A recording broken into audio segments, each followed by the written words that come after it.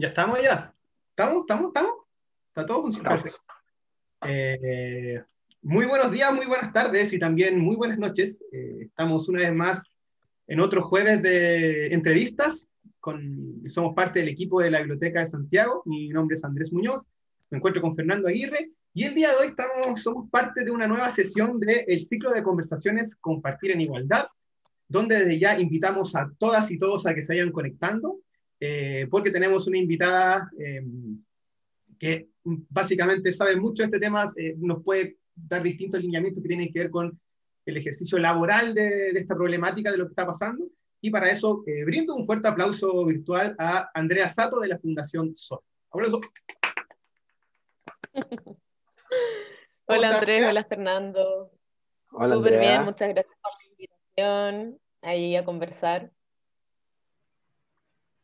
Reiteramos entonces a toda la gente que ahí se vaya un poco conectando, de que jueves pasado también estuvimos con una conversación interesante sobre todo lo que tiene que ver con el tema de la corresponsabilidad, del cuidado colaborativo también, y que es parte un poco, surge este enfoque en el marco de lo que fue el mes de la mujer hasta ahora, pero también un poco se amplía en lo que tiene que ver con una de las misiones de la Biblioteca de Santiago y su unidad de estudios de ir un poco poniendo en reflexión, visibilizando este tipo de temáticas. Fernando, ¿cómo está usted? ¿Qué cuenta? Hola Andrés, muy bien, gracias. Aquí estamos, todo bien.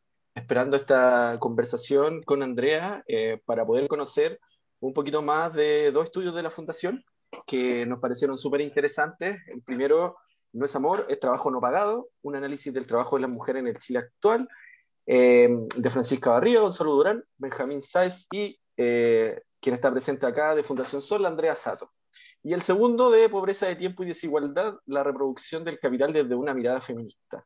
Dos estudios sumamente interesantes que desde nuestro punto de vista, Andrés, de donde nos paramos nosotros, nos permite una reflexión súper, digamos, tirándonos muy para abajo porque las conclusiones que tienen estos dos estudios con respecto a el tiempo, la pobreza de tiempo, la desigualdad, el trabajo no remunerado, las cifras son súper elocuentes con respecto qué nos dicen y cuál es la realidad de los hogares chilenos en este sentido. Para eso, Andrea, la idea es que podamos conversar un poquito. Tenemos algunas preguntas guías que nos pueden ayudar, pero también la idea es que podamos reflexionar y que podamos tener una conversación, llevándolo también a nuestras vidas laborales y nuestras vidas profesionales. Te contábamos un poquito que hemos visto, por ejemplo, compañeros y compañeras de trabajo que se han visto bien afectados con esta idea de tener un trabajo remunerado, que ahora lo estamos haciendo en el hogar, pero que eso también no deja de no deja de sumarle todas las actividades no remuneradas que se hacen en el hogar, y cómo vemos que esa cifra con respecto a hombres y mujeres cambia mucho. En ese sentido, te queríamos preguntar si a partir de los estudios han cambiado los roles de género que conocemos como tradicionalmente asignados a hombres y mujeres con respecto a los quehaceres del hogar en los últimos años. Que en verdad la impresión diría que sí, pero con los números, al parecer no. Bueno, ambos estudios creo que hay que empezar por decir de dónde nos posicionamos. Desde Fundación Sol queremos impulsar estos estudios principalmente para entender los hogares desde un lugar muy importante dentro de las cadenas de valores y dentro de la reproducción del capital.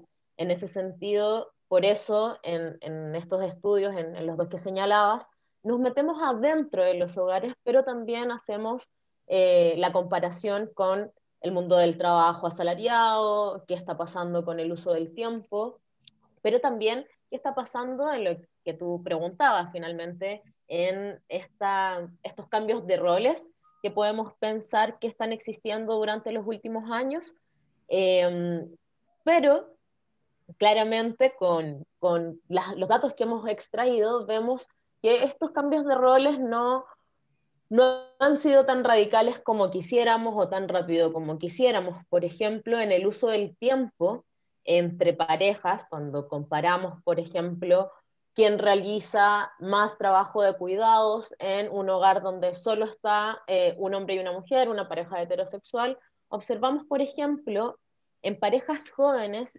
sin hijos que las mujeres trabajan al menos 10 horas de diferencia con los varones. O sea, si ellas están trabajando no remuneradamente 40 horas, los varones están trabajando solo 20. Esto se repite también en las parejas mayores, ya mayores de 50 años que no tienen hijos, también hay una diferencia que se mantiene. O sea, ni siquiera en los hogares que podrían ser más igualitarios en torno a distribución de tareas de manera equitativa, esto se da. Las brechas de tiempo aumentan de manera significativa, principalmente por el ciclo de familia en el que se está y en el tipo de hogar en el que se está. Una conclusión transversal en el estudio del uso del tiempo y de pobreza de tiempo fue que en los hogares donde había presencia de niños y niñas, el uso del tiempo en torno a trabajo doméstico y no remunerado aumentaba de manera exponencial, pero, y especialmente en los hogares donde hay niños y niñas menores de 6 años. En esos hogares donde hay niños y niñas menores de 6 años, las mujeres trabajan casi 70 horas semanalmente. O sea, son mujeres que no solo hacen una jornada laboral completa, sino que casi la doblan. Estamos hablando de mujeres que ni siquiera tienen tiempo para dormir 8 horas diarias dentro de la semana. En ese sentido, y respondiendo a tu pregunta, no.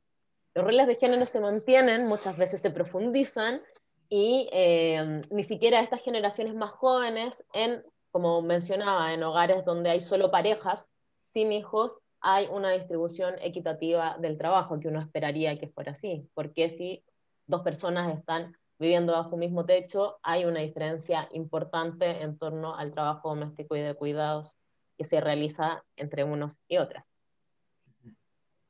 Oye, en cuanto a lo que tiene que ver un poco con la previa de este análisis, o por lo menos de estos primeros resultados, en base al estudio, ¿cuáles son como los antecedentes del estudio que trabajaron? ¿Con cuántas personas fue? ¿En cuánto tiempo? Y desde lo mismo, ¿cómo entra lo que es la pandemia, que quizá vino a enfatizar este tipo de situaciones o problematizarlas? ¿Cómo se ve esto? ¿Cómo han hecho esa mirada desde un poco para atrás hasta el presente con lo que fue este estudio, con estos resultados? Andrés, muy interesante tu pregunta porque me permite también profundizar en otras cosas. Bueno, este estudio se hizo a partir de la única encuesta nacional de uso de tiempo que hay en Chile hoy día. Se hizo el 2015, el levantamiento fue el 2015, los resultados estuvieron en el 2017. El año pasado, el 2020, se tenía que hacer la segunda encuesta nacional de uso de tiempo. El gobierno, para ahorrar presupuesto, decidió suspender esta encuesta que es tan sensible y tan fundamental para comprender el trabajo doméstico y de cuidados y la carga que implica en las mujeres. Este estudio, en la encuesta nacional de uso de tiempo, que se hace a nivel mundial y que de hecho Chile es uno de los países que hizo más tarde las encuestas su encuesta de uso de tiempo. Tenemos países como México, que la tienen desde principios de los 90, países como Uruguay, que también la instalan a mitad de la primera década de los 2000, y Chile llegó bien tarde a estas encuestas de uso de tiempo, que son finalmente las herramientas metodológicas que nos permiten dimensionar y la magnitud del trabajo doméstico y de cuidados. Y en ese sentido, Andrés, hoy día estamos ciegas de otras herramientas porque en este periodo, en un periodo que como tú mencionabas, han aumentado muchísimo más la carga de trabajo, principalmente en labores domésticas, no tenemos un instrumento oficial del Instituto Nacional de Estadística que nos permita observar cuántas horas hoy día las mujeres están dedicando en el contexto de teletrabajo y de cuarentena al trabajo doméstico y de cuidados.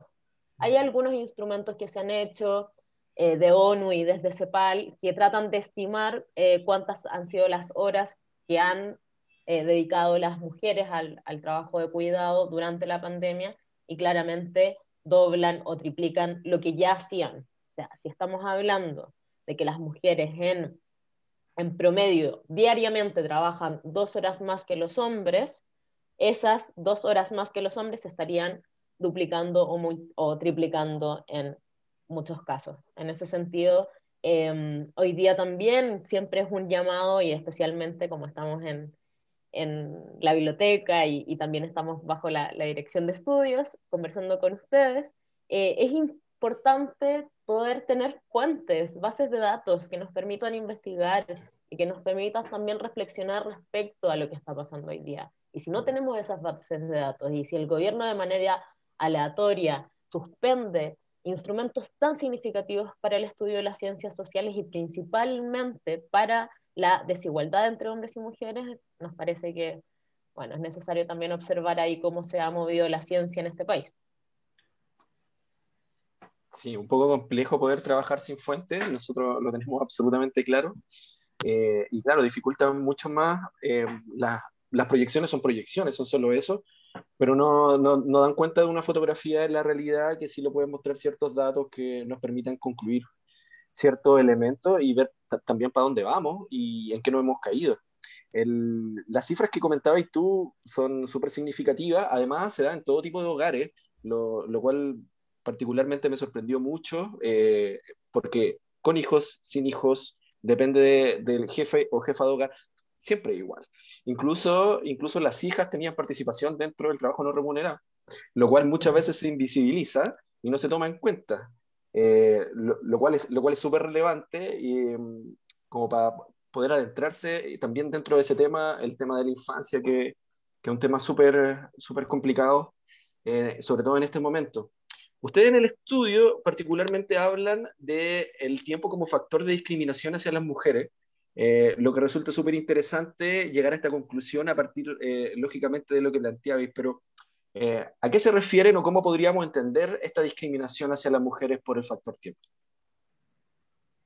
Bueno, antes de eso, sí, decir que el trabajo doméstico y de cuidados, a diferencia del trabajo asalariado y el empleo formal, el trabajo doméstico y de cuidados se instala muy tempranamente en los hogares, o sea, niños y niñas, principalmente niñas, desde edades muy tempranas, 14 años, 13 años, 12 años, están realizando labores domésticas y de cuidados para sus hogares o para otros hogares. En ese sentido, ya hay años de diferencia en torno a cuántos años las mujeres trabajan más que los hombres, si pensamos en que un varón puede salir al mundo del trabajo asalariado desde los 18 años, más o menos en el mundo. Entonces ahí ya también hay una cuestión interesante de observar que no podemos homologar trabajo doméstico y de cuidados con el empleo porque tienen características totalmente diferentes. Y con respecto a lo que preguntabas de cómo el tiempo se configura como un factor de discriminación, para entender esto tenemos que ir un poco más atrás. Tenemos que comprender que los hogares, las familias, son espacios en permanente conflicto y en permanente tensión. Estos espacios en permanente conflicto y permanente tensión se ordenan y jerarquizan a partir de lógicas impuestas a través de construcciones sociales. No solo observamos jerarquías de género, sino que también jerarquías de hogar y claramente jerarquías de ingresos. Y bajo esta lógica de conflicto y esta falsa conciliación que también es un discurso muy instalado sobre la familia, como que dentro de los hogares y dentro de las familias hay solo conciliación, sin conflicto, entendemos el tiempo como un factor no solo de discriminación, sino que como un factor que condiciona también otro tipo de malas condiciones de vida.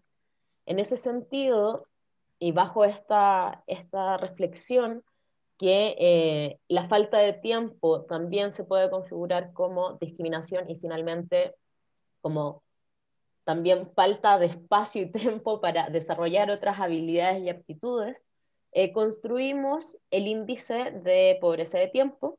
El índice de pobreza de tiempo, que es el que proponemos en este último estudio, se construye de la siguiente forma para dejarlo claro.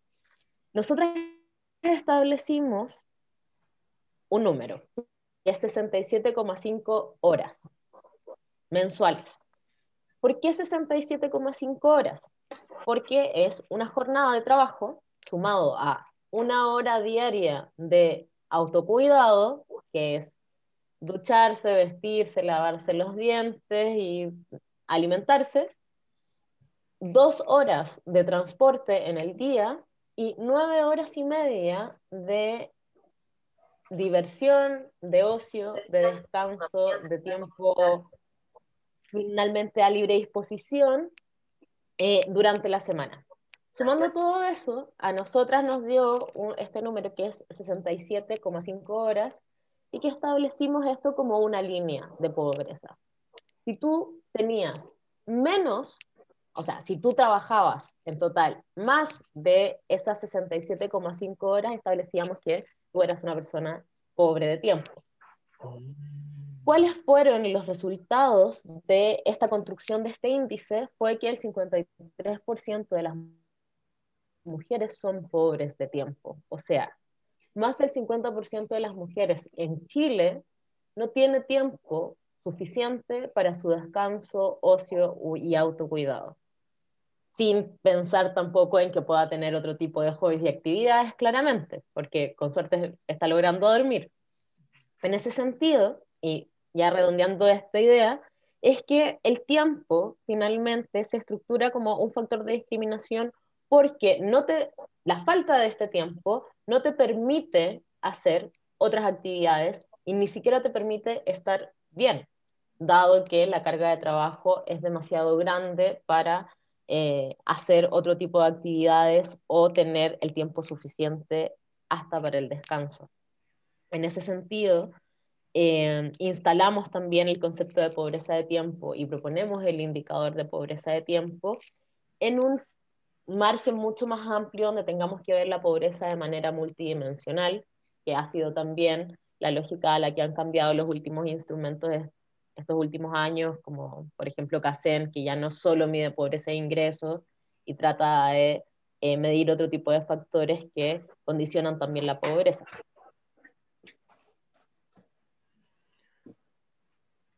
Oye, sí, son potentes las cifras. Uno como que tiene, como decía el Nano, esta idea un poco latente que existe, pero al llevarlo obviamente al porcentaje, a la cifra, igual es súper, súper potente. Yo creo que ahí choca bastante. Y la pregunta un poco tiene que ver ahora de cómo entra, cuál puede ser como el análisis de la respuesta que puede haber ante esto. O sea, tú nos comentas que faltan instrumentos, pero ¿cuál puede ser una segunda patita? De buena primera me viene la idea de la salud mental, quizá que también está súper al debe y que debe influir mucho en esta dinámica de pobreza de tiempo, como en desequilibrar mucho, mucho, mucho más el tema. ¿Y qué es lo que se puede hacer? ¿Cuáles son como los planteamientos o no sé si conclusiones, pero desde dónde podemos mirar ahora con estos resultados? ¿Cuál sería como el análisis posterior? ¿Qué consideras tú? Bueno, el punto cero, tal vez el -1, es que establecer una reducción de jornada laboral es urgente en Chile, no solo porque Chile es uno de los países que más trabaja, 45 horas de trabajo asalariado es altamente ridículo. Entonces, no solo avanzar en eso como punto cero, sino que, y acá hay un concepto que trabaja Marx muy tempranamente y que después lo van a desarrollar distintas corrientes feministas marxistas, que habla acerca del trabajo socialmente necesario.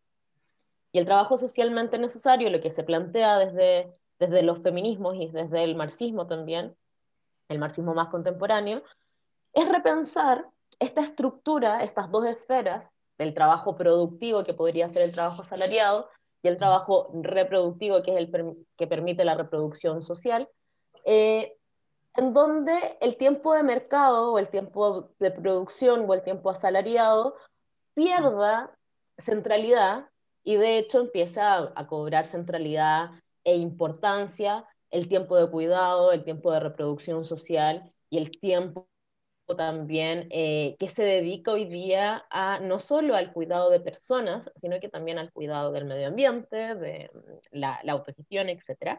Y en ese sentido, la propuesta radical no solo es la reducción de un par de horas de jornada de trabajo, sino que empezar a repensar un esquema radicalmente nuevo en donde los tiempos del cuidado, los tiempos del trabajo doméstico estén resguardados y protegidos, y que después de saber cuántas horas nos dedicamos a eso, a vivir la vida y hacer que otros y otras la vivan, veamos los tiempos del mercado, los tiempos de la producción. Principalmente porque, y esto es muy interesante en esta lógica que también lo han levantado los ecofeminismos y los ecosocialismos, en la lógica del decrecimiento, ¿no? Porque ya simplemente no en la crisis actual del capital, estamos viendo que llegamos a los techos de la producción y los aumentos de las últimas al menos 2 o 3 décadas atrás de la producción no ha implicado ni aumento en mejoras de condiciones salariales, ni aumento, ni mejores condiciones para la clase trabajadora, solamente ha sido acumulación para el capital. En ese sentido, no solo hay una propuesta de cambiar el foco y sacar el foco de los tiempos del mercado y ponerle el foco a los tiempos de la vida, sino que también repensar las formas en las que estamos produciendo y si tiene sentido los niveles de producción y sobreproducción que hay en la actualidad. Entonces sí, las propuestas son bastante radicales. Sí, lo son, pero tienen que ver con problemáticas bastante radicales y que están absolutamente profundizadas dentro de nuestra forma de vida. El hecho, estaba leyendo algunas cosas y el hecho de que, cómo esta idea de esta diferencia horaria en el trabajo no remunerado, también tiene otras implicancias, como por ejemplo la reproducción de los roles de género. La pobreza es una consecuencia súper significativa.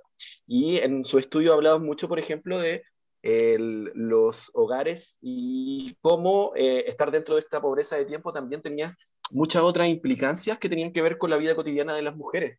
Eso es sumamente relevante porque son particularidades muy invisibilizadas y que muchas veces pensamos o tendemos a pensar que ciertos cambios, que muchas veces son inocuos dentro de nuestra cotidianidad y que tienen que ver con ciertos ámbitos del respeto a las personas, no mayores que eso, invisibilizan alguna idea de remuneración de las labores productivas, de las labores domésticas y de cuidado, que muchas veces se invisibilizan. Y en ese sentido, esta reproducción del capital desde una mirada feminista, con esta pobreza de tiempo y desigualdad, ¿de qué manera podemos entenderla en la asignación de remuneraciones? En términos de los distintos ámbitos, porque entendemos que el trabajo no remunerado son las labores domésticas y de cuidado, pero ¿de qué forma lo podemos entender sin la radicalización del cambio necesario? Que, porque tenemos cosas claves, por ejemplo, como la reducción horaria de la jornada laboral, y eso permitiría a las mujeres dormir 2 horas más, o trabajar esas 2 horas, que es muy probable que se haga. Y en una prolongación del tiempo, yo creo que con Andrés lo vimos muchas veces, por ejemplo, nuestra mamá realizando 5 tareas al mismo tiempo, para poder, digamos, cumplir con todas y no quedarse con alguna, en las labores de crianza y de cuidado. La semana pasada tuvimos a Mariela Cerey, conversando de la asociación, presidenta de la asociación Yo Cuido, donde ella nos comentaba que la gran mayoría de las cuidadoras, más del 90% de las cuidadoras eran justamente mujeres. Entonces, ¿cómo nos enfrentamos a esa realidad inmediata que tenemos acá? Y cómo estas cifras, cómo este estudio, cómo esta reflexión nos puede permitir avanzar un poquito al menos dentro de nuestra cotidianidad. Sí, bueno, lo que mencionabas también es muy relevante, entendiendo que los roles de género también determinan la presencia de las mujeres en los espacios de trabajo asalariados. O sea, no solo las mujeres están empobrecidas en tiempo, sino que también están empobrecidas en ingresos. La brecha salarial con los varones asciende un 27%. Eso en términos prácticos, en promedio, son casi 180.000 pesos de diferencia entre los salarios de hombres y mujeres, entendiendo ya que en Chile los salarios son bastante bajos. Entonces los salarios de las mujeres son aún más bajos. En ese sentido, tiene todo que ver también con esta profundización de los roles de género en todo lo que es el mundo del trabajo asalariado. Por eso vemos también ramas más feminizadas, los servicios domésticos, educación, salud, todos los servicios como terciarios están muy, muy feminizados y coincide con que son las ramas productivas donde los salarios medianos, los promedios salariales son mucho más bajos, a diferencia de las ramas más masculinizadas como lo son construcción, minería, que están altamente masculinizados y en donde coincide con que los salarios también son más altos. En ese sentido, todo lo que hemos visto en torno a establecer y fortalecer los roles de género, tanto dentro como fuera de los hogares, impacta la realidad de las mujeres, no solo a nivel, podríamos decir, simbólico, pero que es muy material, que es en el tiempo, sino que a niveles ya de ingresos. O sea, este tipo de contrato de género que se establece tempranamente con el patriarcado, en donde en una familia nuclear heterosexual había un varón, este varón era proveedor y la mujer era cuidadora, tiene todo que ver también con cómo estamos concibiendo hoy día la vida de las mujeres y de los hombres dentro de los hogares y fuera de los hogares. O sea, entendiendo también que dentro del sistema de acumulación capitalista, el patriarcado es una herramienta también que refuerza finalmente los procesos de acumulación, porque las mujeres están dando de manera gratuita su fuerza de trabajo a diario para reproducir y cuidar la mercancía más valiosa que tiene el capital, que es la fuerza de trabajo. O sea, sin la fuerza de trabajo y sin el cuidado que dan las mujeres finalmente a la mantención y reproducción de esa fuerza de trabajo, el capitalismo tampoco podría mantenerse.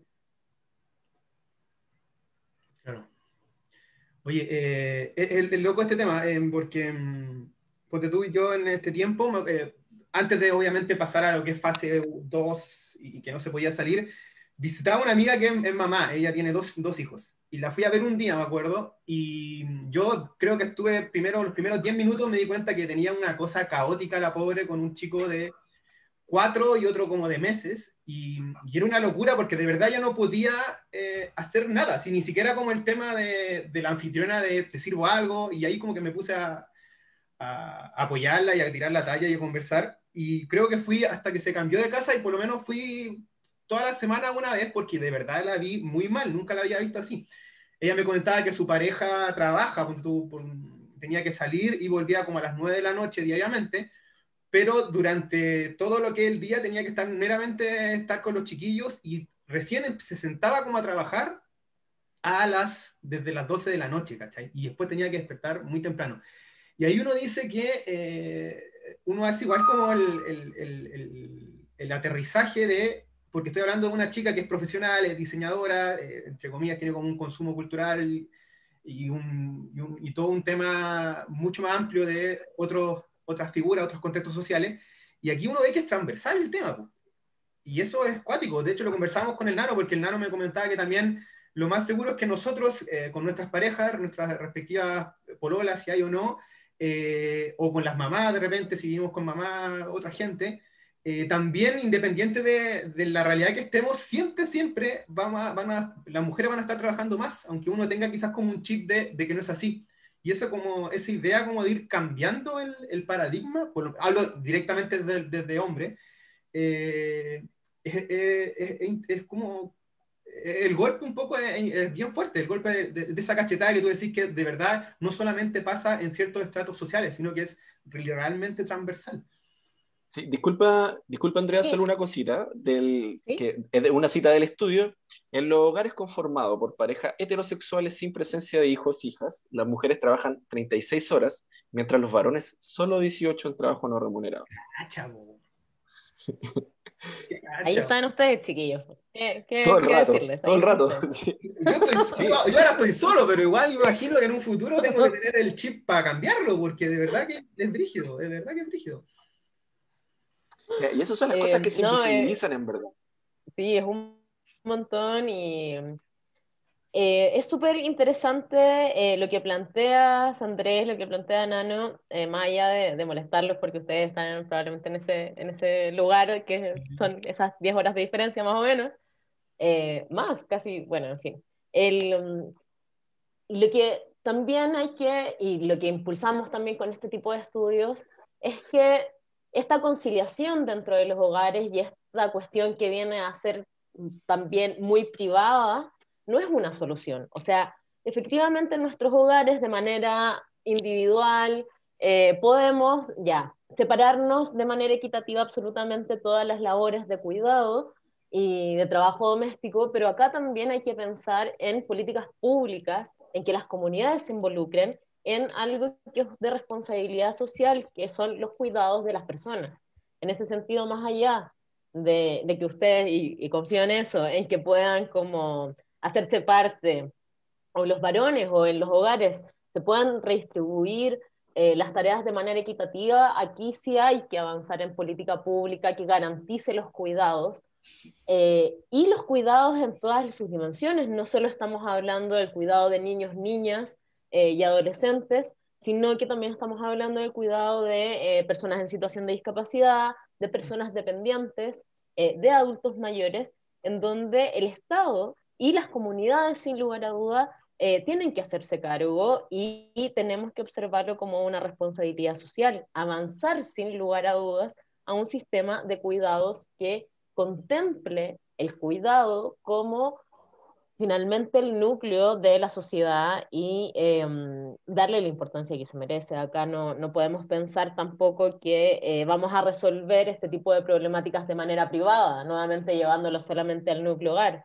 Acá hay que involucrar al Estado y el Estado hoy día en su calidad de subsidiador del capital no nos sirve. Tiene que ser un Estado que también genere política pública que esté en línea con las necesidades de la sociedad y que no mercantilice absolutamente todas las dimensiones de nuestra vida que están involucradas al cuidado, o sea, salud, pensiones, educación.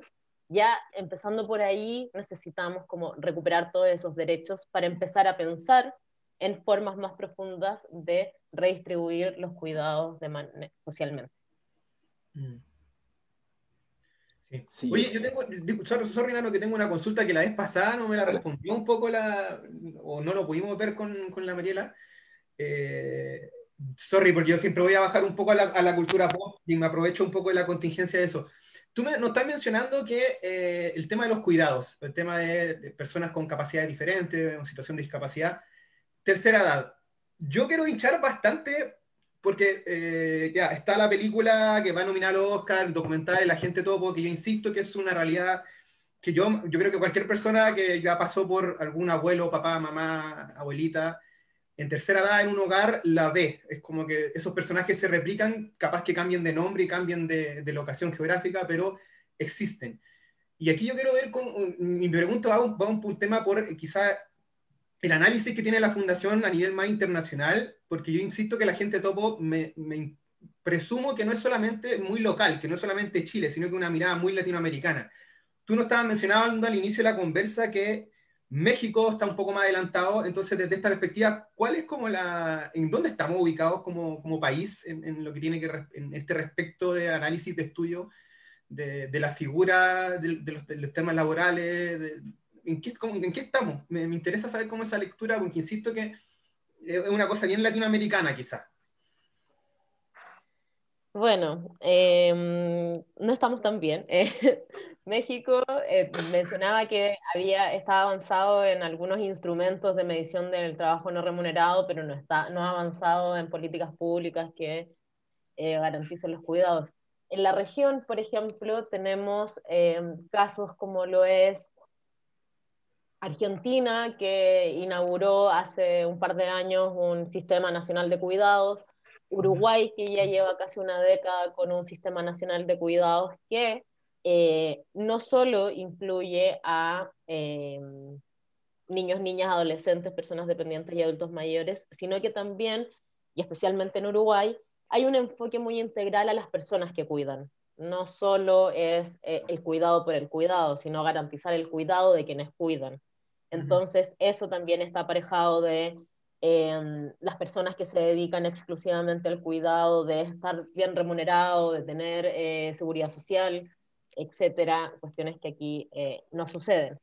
Sí, po. En cuestiones, y esto también por la cultura pop, el agente topo, es bastante interesante porque dentro de las urgencias de los estados a nivel global prácticamente, en torno a los cuidados, se garantizan en la mayoría de los estados los cuidados de las primeras infancias, luego niños, niñas, adolescentes, principalmente en mecanismos con alianzas con los sistemas de educación.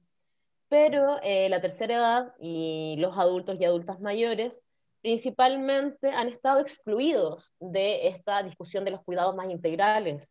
Y por eso hemos visto que con mucho más fuerza han entrado a estos hogares, asilos, todos privatizados. Si vemos en Chile, solo el Servicio Nacional del Adulto Mayor tiene muy pocos centros que finalmente estén vinculados al cuidado de los adultos mayores y que esté vinculado al Estado. La mayoría de los lugares gratuitos están vinculados o a la iglesia o a distintas fundaciones y todo lo demás es mercado privado del cuidado de adultos o adultas mayores. Además de y eso es como una última instancia. Hasta muy tarde en las edades, los adultos mayores siguen viviendo con sus familias de origen y eso claramente también es parte del trabajo que se llevan a cuestas de manera gratuita las mujeres de esos hogares. Entonces también ahí hay toda una discriminación que yo creo que la gerontología feminista y la gerontología crítica ha trabajado mucho en torno a la discriminación que hay con los adultos y adultas mayores en tampoco garantizar sus cuidados. O sea, hoy día en Chile es claro, principalmente por las miserables pensiones que están teniendo los adultos mayores, que ni siquiera los ingresos mínimos para reproducir su vida están garantizados en este sistema, menos los cuidados aparte. Y eso, y quería mencionar algo que tenía que ver con la pregunta anterior, que se me había ido y que también tenía que ver con tu amiga que cuida, Ujú. eh, que no solo, y que esto es muy importante, no solo tenemos que hablar acerca de la misma cantidad de horas que trabajen hombres y mujeres a nivel no remunerado, porque también tienen que ver con los tipos de labores que se hacen durante esas horas. Por ejemplo, en un mundo maravilloso logramos que hombres y mujeres trabajen ya más o menos 32 horas de trabajo doméstico y de cuidados, más o menos equiparado todo, pero en otros lugares, por ejemplo en España, se han hecho encuestas de qué hacen los hombres en esas horas de trabajo doméstico y de cuidados. Y observamos que, por ejemplo, los hombres se dedican una hora diaria a pasear al perro, nos damos cuenta que se dedican una hora diaria a jugar con los niños, con los hijos, pero las mujeres, por otra parte, están dedicando esas horas diarias a cocinar, a lavar, a planchar, a hacer las tareas con los hijos, porque también eso está diferenciado. El papá juega con los hijos, la mamá hace las tareas con los hijos. Entonces, no es solo hablar de, bueno, hagamos la misma cantidad de horas de trabajo doméstico y de cuidados, sino que también hagamos labores que sean igual de exigentes. O sea, es pasear al perro versus estar alimentando a una familia. Entonces también ahí hay hay una necesidad de profundizar estos análisis en el tiempo para poder observar realmente qué es lo que necesitamos, que no solo tiene que ver con, bueno, yo hago 10 horas, tú haces 10 horas y ahí quedamos empatados. No, también hay que pensar en cuáles son las actividades en las que se hacen en esas 10 horas. Claro. Claro, porque eso implica también, nuevamente, hablando de nuevo de la reproducción de los roles, cuáles son los tipos de trabajos, entre comillas, para mujeres y para varones, la pobreza y muchas otras implicancias en ese sentido. Cuando el Andrea hablaba de la tercera edad en particular, el futuro no es muy bueno, en verdad, producto de las pensiones, producto también de las proyecciones demográficas que tiene nuestro país, que además parece un país desarrollado. Entonces, etariamente no estamos envejeciendo como sociedad, como país, y eso obviamente va a tener que salir a alguien a hacerse cargo, ya que el Estado no lo está haciendo, hacerse cargo de esa tarea de cuidado. Y obviamente eso va a tener implicancias en la vida privada de hombres y mujeres, pero particularmente de las mujeres, lo que podría ser otro terrible paso para avanzar en estas diferencias de horas en el trabajo no remunerado. Em, el cuidado de la tercera edad, y el cuidado no solamente de tercera edad, sino que con personas que necesiten de un cuidado permanente, requiere de la atención permanente de alguna persona.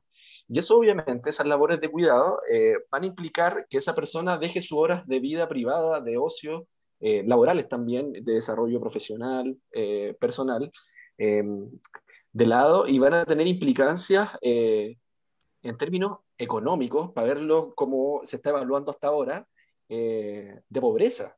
Eh, si bien podemos decir que nos podemos acercar, que la sociedad chilena se puede acercar de distintos lugares a la pobreza, esto es algo que no es difícil de hacer una proyección y decir que muchas familias que están en una línea de la vulnerabilidad súper sensible, muy sensible, puedan quedar bajo la línea de la pobreza, que además son cifras que están súper cuestionadas metodológicamente. Entonces, ¿de qué manera podemos afrontar este futuro inmediato cuando las proyecciones son súper claras también? Bueno, es complejo porque claramente lo que nos indican las cifras también es que gran parte de adultos, adultas mayores están empobrecidas, o sea, empiezan, se jubilan y al mes siguiente tienen menores ingresos y ya están bajo la línea de la pobreza. Una línea de la pobreza que, como tú mencionabas, Fernando, es bastante exigua, o sea, estamos hablando de 460.000 pesos para una familia de cuatro. Yo no sé cómo sobreviven con esos ingresos una familia de cuatro, o sea, ya estamos hablando de que la línea de la pobreza de ingresos es bastante baja.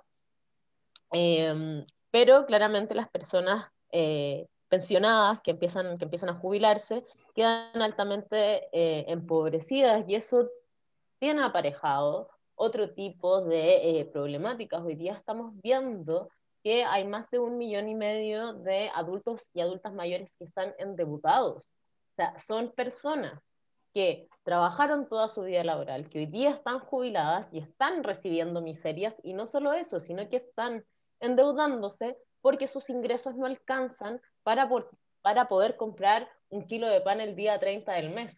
En ese sentido, todo lo que implica no solo el esfuerzo que hay en torno al cuidado, sino que también cómo todo este mercadeo y negocio que han sido mercantilizar absolutamente todos los derechos, ha precarizado aún más a las personas y es insostenible en el tiempo. O sea, por eso también hoy día es tan importante no solo hablar de los tiempos del cuidado, sino que también es muy importante hablar de las condiciones básicas y materiales que necesita ese cuidado. Porque no podemos hablar, bueno, trabajemos menos horas, pero si los salarios en Chile siguen miserables, si las pensiones en Chile siguen miserables, podemos tener muchas horas, y está muy bien, horas de tranquilidad, descanso, ocio, eh, qué sé yo, diversión, pero también necesitamos que nuestras condiciones materiales de vida estén acorde a eso, y por eso desde Fundación Sol nos interesa tanto enfocarnos en la pobreza material, en la pobreza de ingresos de las personas, en la pobreza de ingresos de los hogares liderados por mujeres, en las pobrezas de ingresos de hogares extendidos en donde hay adultos y adultas mayores. Nos interesa, pero también nos interesa que las otras condiciones de vida estén garantizadas. Y en ese sentido, y finalmente en Fundación Sol estamos en esa militancia, ¿no? En las militancias del buen vivir, y que podamos tener garantizados los tiempos de la vida, pero que también tengamos garantizados las condiciones materiales para poder vivirla. Sí. Oye, yo creo que ya estamos cerrando. De repente podríamos hacer como unas palabras al cierre del cuento. En lo personal, esta idea del tiempo, de la pobreza del tiempo, me volví a acordar de una película que se llama El precio del mañana, no sé si la vieron, que es como muy futurista, que actúa Justin Timberlake. Se supone que en el futuro Sí, la gente que tiene plata No la vi. es la gente que tiene más tiempo, por ende es más joven. Entonces ahora digo que sí. el protagonista no tenía que ser Justin Timberlake, pum, tenía que ser Amanda Seyfried. Ella tenía que ser como la... Porque aparte es como la sinceridad y la honestidad de la actriz. En fin, me fui con eso. Oye, de mi parte, muchas gracias, Andrea, y también a Fundación Sol por entregarnos toda esta información, toda esta data, todo este análisis, que desde ya obviamente va a quedar como un registro, e invitamos a toda la gente, a todas las chicos y chicas que se conectaron, a que de repente si quieren hacer alguna pregunta, la dejen dentro de los posts de lo que va a quedar aquí, y ahí después vamos derivando respectivamente. Muchas gracias. Fernando, no sé si usted tiene algo que decir, estimado.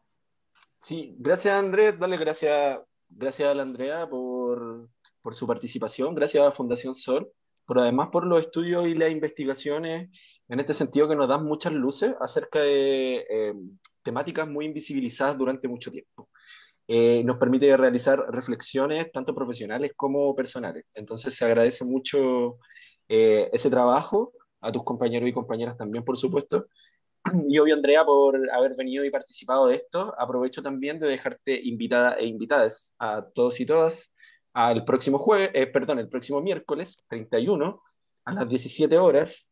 Vamos a estar con Millaray Muñoz, ella es amiga de la biblioteca, psicóloga, y vamos a poder adentrarnos un poquito más en esta misma línea de conversaciones, pero más en el ámbito mucho más cotidiano. Así que con esa invitación te agradezco, Andrea, por tu participación. Muchas gracias. Muchas gracias, chiquillos, por la invitación y bueno, desde Fundación Sol siempre disponibles a conversar y a reflexionar en conjunto. Más con referencias a películas tan buenas como la de Justin Timberlake. Se agradece. Y la gente topo, vean y la gente topo. Oye, ya, entonces estamos cerrando. Muchas gracias a todos que se conectaron. Reiteramos la invitación, como bien dice el Nano, a una próxima entrevista o conversación, en verdad, en este ciclo de conversaciones. Próximo miércoles, 17 horas, por este mismo canal y señal. Y eso, pues, la biblioteca sigue cerrada. Cuídense, cuidémonos todos, hay que hacerlo, porque solo el pueblo ayuda al pueblo. Así que eso. Muchas gracias, que estén muy bien. Nos vemos. Chau, chau. Adiós. Chao.